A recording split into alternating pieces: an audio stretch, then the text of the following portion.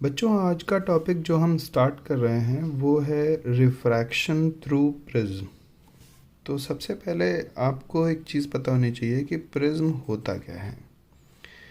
तो कहते हैं कि प्रिज्म एक ट्रांसपेरेंट मीडियम है जिसके पास टोटल 5 साइड्स होती हैं। कुल मिला के 5 साइड्स होती हैं। ये जो साइड होगी ये प्लेन सरफेस होगी, और ये एक साइड होगी, ये भी एक प्लेन सरफेस होगी। ये 3 डायमेंशनल डायग्राम होता है, ठीक है। तो अगर मैं इसको ड्रॉ करूँ 3 डायमेंशनल तो कुछ ऐसे ये बनेगा। अब आप समझिएगा कि ये हमारा कुछ प्रिज्म इस तरीके से ड्रॉ किया जा सकता है।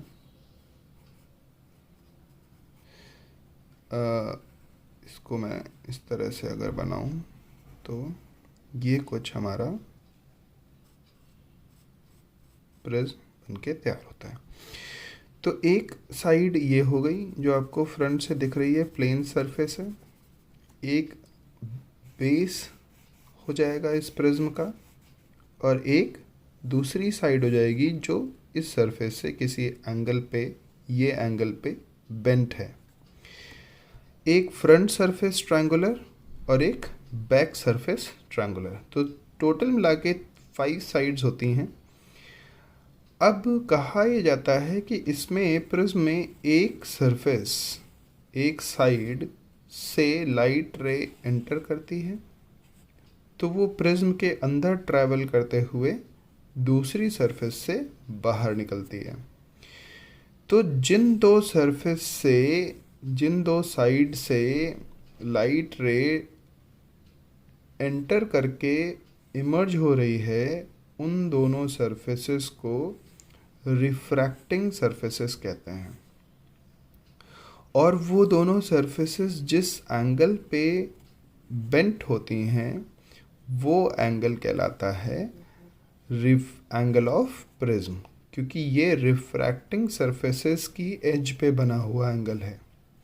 एक ये रिफ्रैक्टिंग सरफेस है और एक बैक साइड में इसके पीछे रिफ्रैक्टिंग सरफेस है।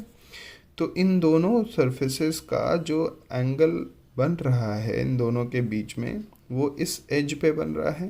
तो ये एंगल कहलाता है एंगल ऑफ प्रिज्म, ठीक है ना। इतना ध्यान रखिएगा। अब इसको मैंने इस डायग्राम में थोड़ा सा शो किया है, ध्यान दीजिए।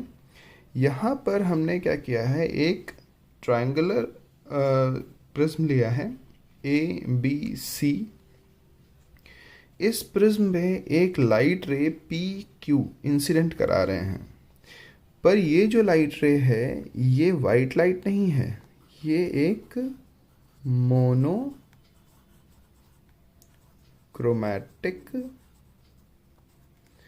लाइट रे है। अब आप कहेंगे कि मोनोक्रोमैटिक क्यों है? वो इसलिए क्योंकि मैंने आपको बताया था कि लास्ट वीडियोस में ये आपको मैं बता चुका हूँ कि लाइट रे जब एक मीडियम से दूसरे मीडियम में जाती है तो उसकी स्पीड चेंज होती है। एंड जो लाइट रे की यहाँ पर आप रिफ्रैक्शन यानी बेंडिंग आप देख रहे हैं, वो उन लाइट की वेवलेंथ पे भी डिपेंड करती है।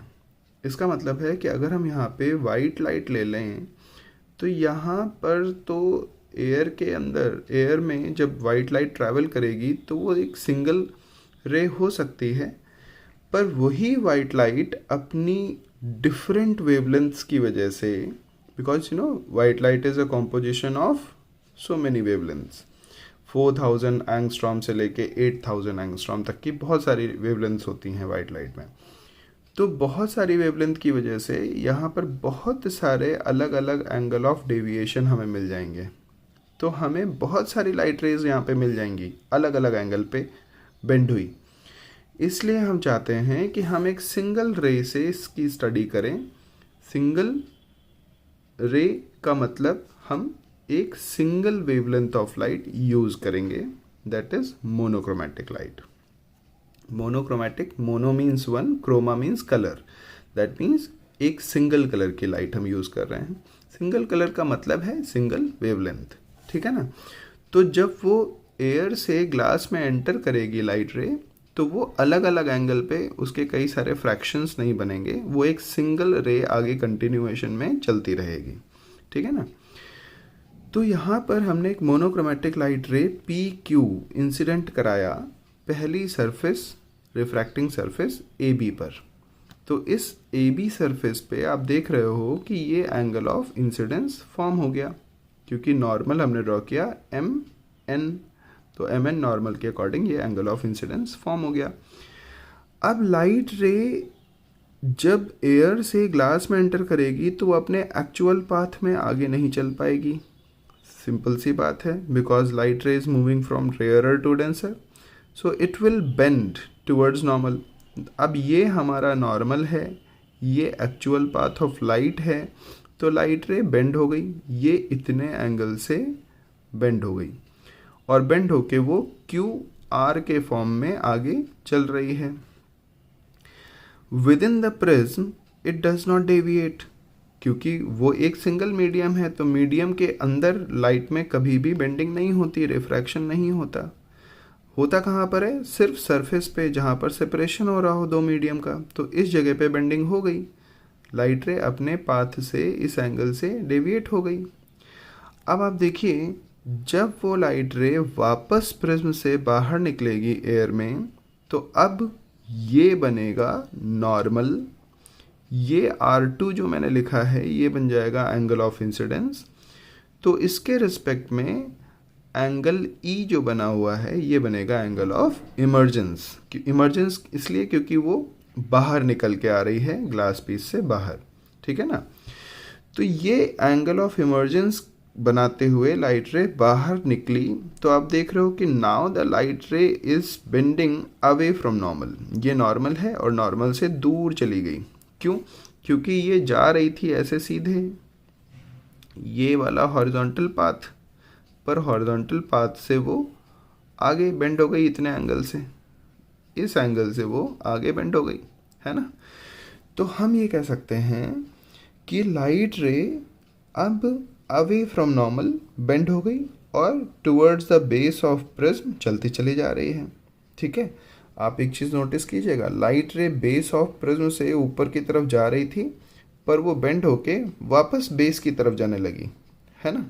तो इसका मतलब है कि पहले वो इस एंगल से डेविएट हुई, फिर वो इस एंगल से डेविएट हुई।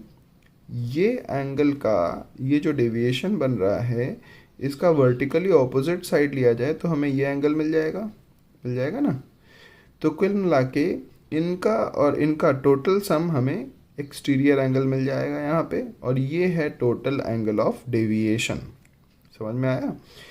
अगर हम देखें तो ये एक ट्रायंगल बन रहा है छोटा सा, तो ऑपोजिट इंटीरियर एंगल्स के सम के इक्वल एक एक्सटीरियर एंगल हमें मिल जा रहा है, जो कि टोटल डेविएशन ऑफ लाइट हमें शो कर रहा है। वैसे भी अगर देखा जाए तो ये था actual path of incident light, but this is what path of emergent light. तो इंसिडेंट पाथ और इमर्जेंट पाथ के बीच में जो एंगल बनेगा उसको हम कहेंगे टोटल डेविएशन ऑफ लाइट, ठीक है ना। तो ये जो है लाइट रे इस डेल्टा एंगल से डेविएट हो गई। तो ये है refraction of light through prism. It means कि एक सिंगल कलर की लाइट अगर हम इस तरह से इंसिडेंट कराते हैं तो वो सीधे पाथ में ना जाके 2 बार रिफ्रैक्ट होती है, और रिफ्रैक्ट होने के बाद जब वो बाहर आती है तो वो कुछ एंगल से डेविएट हो चुकी होती है ना। अब हम डिस्कस करेंगे कि ये जो एंगल ऑफ डेविएशन हमें मिल रहा है इसका क्या रिलेशन है एंगल ऑफ इंसिडेंस और एंगल ऑफ इमर्जेंस के साथ में, ठीक है ना। तो यहाँ पे देखिए एक अच्छा खासा आपके बुक में दे रखा हुआ है ये रिलेशन का डेरिवेशन, पर वो डेरिवेशन आपके कोर्स में है नहीं, तो हम लोग यहाँ पे डिस्कस नहीं कर रहे हैं। रिलेशन हमें क्या मिल रहा है? Angle of incidence plus angle of emergence equals to angle of prism. अच्छा, ये तो मैंने पहले ही बताया था आपको कि जिन दो रिफ्रैक्टिंग सरफेसेस से रिफ्रैक्शन हो रहा है लाइट का, वो दोनों सरफेसेस जिस एंगल पे बेंट होती हैं वो एंगल कहलाता है angle of prism. That means अगर रिफ्रैक्शन ए बी सरफेस और ए सी सरफेस से हो रहा है तो ये एंगल ऑफ प्रिज्म बन जाएगा एंगल ए। ओके, तो यहाँ पर जो रिलेशन लिखा हुआ है angle A, that is angle of prism. तो incident light, angle of incidence plus angle of emergence equals to angle of prism plus angle of deviation. ये एक रिलेशन याद रखिएगा आप लोग। ओके बच्चों, बात करते हैं कि वो कौन से फैक्टर्स हैं जो एंगल ऑफ डेविएशन को अफेक्ट करते हैं। तो सबसे पहला फैक्टर है एंगल ऑफ इंसिडेंस। अब जरा सा इस ग्राफ में ध्यान दीजिए। ये ग्राफ मैंने angle of deviation versus angle of incidence plot किया है। इस ग्राफ में हमें ये बताया गया है कि जैसे जैसे, देखिए ग्राफ हमारा ज़ीरो से स्टार्ट नहीं हो रहा है, क्योंकि आपको पता है एंगल ऑफ इंसिडेंस अगर ज़ीरो होगा तो डेविएशन बिल्कुल ज़ीरो हो जाएगा और फिर हमें बड़ी अनसर्टेनिटी मिलती रहती है ग्राफ में। तो यहाँ पर देखो ये बताया जा रहा है कि जैसे जैसे हम एंगल ऑफ इंसिडेंस को इंक्रीज करते जा रहे हैं, पहले ये एंगल ऑफ इंसिडेंस की वैल्यू ये है, starting angle of incidence is this, और फिर एंगल ऑफ इंसिडेंस को हमने और बढ़ाया, एंगल ऑफ इंसिडेंस को और बढ़ाया, एंगल ऑफ इंसिडेंस को और बढ़ाया। तो ये जैसे जैसे एंगल ऑफ इंसिडेंस हम बढ़ाते जा रहे हैं वैसे वैसे एंगल ऑफ डेविएशन कम होता जा रहा है। देखिए पहले डेविएशन इतना था, फिर डेविएशन और कम हुआ, फिर डेविएशन और कम हुआ, इस तरह से डेविएशन कम होता चला जा रहा है। तो कहते हैं कि एक पर्टिकुलर एंगल ऑफ इंसिडेंस के लिए डेविएशन मिनिमम लेवल तक पहुंचता है और फर्दर अगर हम इंसिडेंस को बढ़ाना शुरू कर दें, एंगल ऑफ इंसिडेंस को इंक्रीज करना शुरू कर दें, तो एंगल ऑफ डेविएशन फिर से इंक्रीज होना शुरू हो जाता है। तो हमें जो ग्राफ मिल रहा है वो यू शेप का ग्राफ मिल रहा है और ये ग्राफ हमें ये बता रहा है, क्या बता रहा है कि first of all the angle of deviation decreases with increase in angle of incidence and it reaches to a minimum value। फिर क्या होता है, then further it starts increasing with increase in angle of incidence।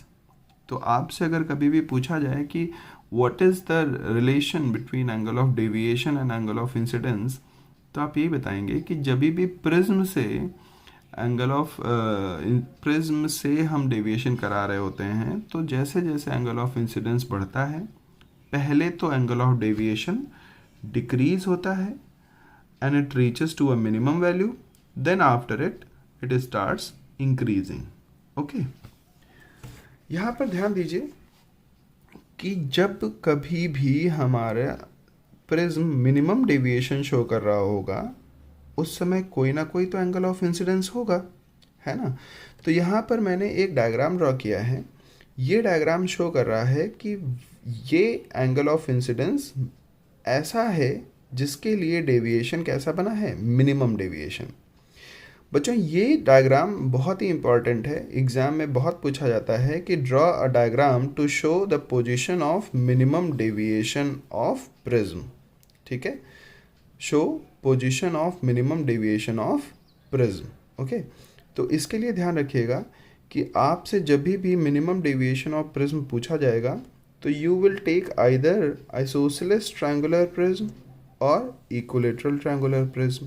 ठीक है ना। तो यहाँ पर आप देखिए, यहाँ पे मैंने कौन सा प्रिज्म लिया हुआ है, that is isosceles triangular prism.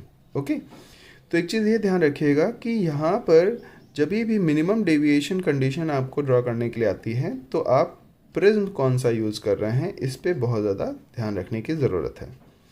Then दूसरी चीज़ जो आपको ध्यान रखनी है वो ये कि आपकी लाइट रे बेस ऑफ प्रिज्म से ऊपर की तरफ जानी चाहिए और जब वो रिफ्रैक्टेड रे इनसाइड द प्रिज्म चलेगी तो ये refracted ray QR it should remain parallel to the base of prism, that is BC। है ना। तो बेस ऑफ प्रिज्म के पैरेलल होनी चाहिए ये, और फिर जब वो वापस निकलेगी तो it should bend towards the base of prism, ठीक है ना। यहाँ पर डेल्टा मिनिमम लिखना कंपलसरी हो जाएगा, सारे एरोज ड्रॉ करना कंपलसरी हो जाएगा आपके लिए, ठीक है। Angle I, angle of emergence mention करना ज़रूरी हो जाएगा, और कहीं ना कहीं आप ये ज़रूर मेंशन करेंगे कि angle I is equals to angle E, that means angle of incidence और एंगल ऑफ इमर्जेंस दोनों एक दूसरे से इक्वल हैं। रिफ्रैक्टेड रे क्यू आर, जो ये क्यू आर रिफ्रैक्टेड रे है, that is parallel to the base of prism. तो बच्चों ये कंडीशंस हैं जो हम minimum deviation of light ray through prism के लिए लिखते ही लिखते हैं। ये कंपलसरी कंडीशंस हैं। क्या कंडीशंस हैं? 3 हैं, ध्यान रखिएगा। Prism should be either isosceles और इक्विलेटरल ट्रायंगुलर प्रिज्म।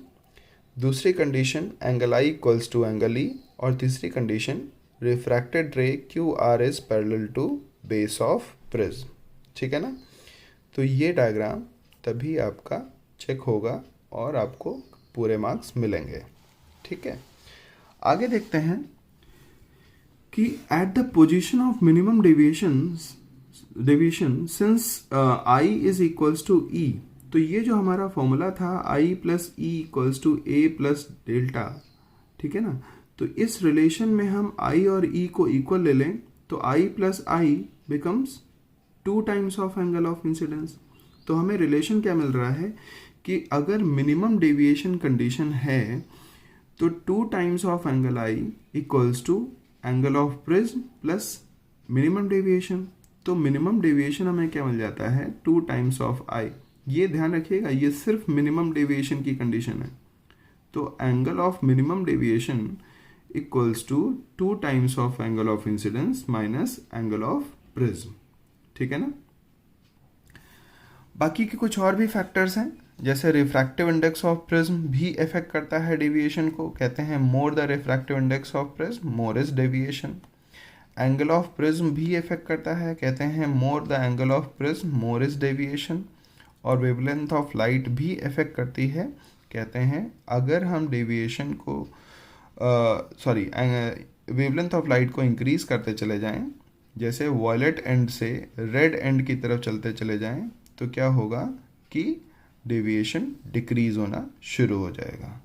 ओके, इस चीज़ का ख्याल रखिएगा।